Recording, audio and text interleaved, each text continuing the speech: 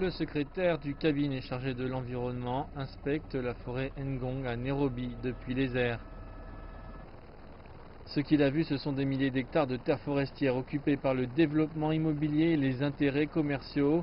Il dit que ceux qui se sont installés sur cette terre doivent partir, sinon ils seront expulsés. La directive que nous avons du président a été immédiate pour récupérer toutes les zones de cette forêt. Sur la liste des développements immobiliers visés par la démolition, il y a Sun Valley, un quartier pour les classes moyennes. Cela a pris par surprise de nombreux habitants. Le président de l'association des habitants dit que le gouvernement a facilité la vente des terres forestières pour les projets immobiliers.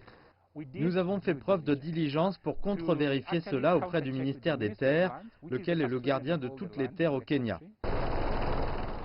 Publié en 1998 par le ministre de l'Environnement de l'époque, la terre a été vendue et les titres de propriété ont été attribués par le gouvernement.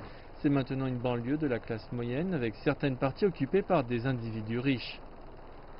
Si le gouvernement met sa menace à exécution, des milliers de résidents sont susceptibles d'être touchés. Beaucoup d'entre eux remboursent encore des prêts pour leur propriété. La plupart des habitants ont des titres de propriété qu'ils ont utilisés pour construire leur maison.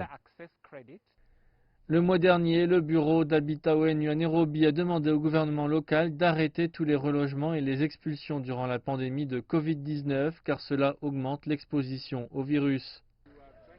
Les habitants attendent avec anxiété la prochaine étape du gouvernement. Ils ne savent pas si les expulsions commenceront une fois que le délai de 2 mois des avis d'expulsion sera écoulé à la fin du mois d'août.